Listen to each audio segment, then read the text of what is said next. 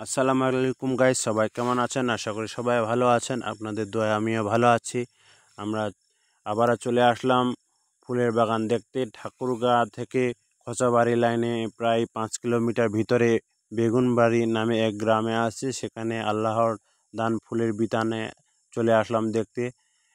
তো সবাই দেখুন, ফুলের বাগানটা অনেক সুন্দর লাগতেছে। আমরা দুজন মিলে আসছি।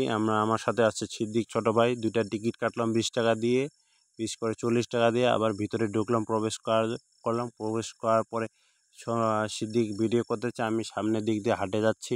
তো জিনিসটা অনেক সুন্দর লাগতেছে, ভালোই লাগতেছে। আপনারা ফ্যামিলি সহকারে আসতে পারেন। জিনিসটা অনেক সুন্দর করছে ওরা।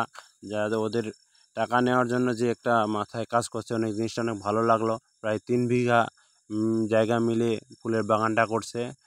তো অনেক সুন্দরভাবে সাজাইছে, পালকি দিছে, অনেক কিছুই করছে। যেমন বিভিন্ন রকমের ফুল আছে, এখানে গোলাপ আছে, অন্য অন্য আছে, আরও ফুল অনেক সুন্দর করছে জিনিসটা।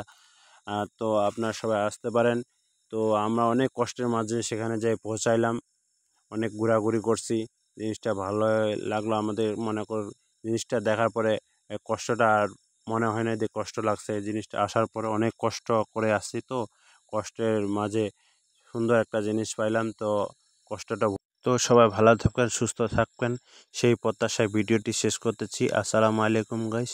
দীর্ঘজীবী হোক বাংলার মানুষের।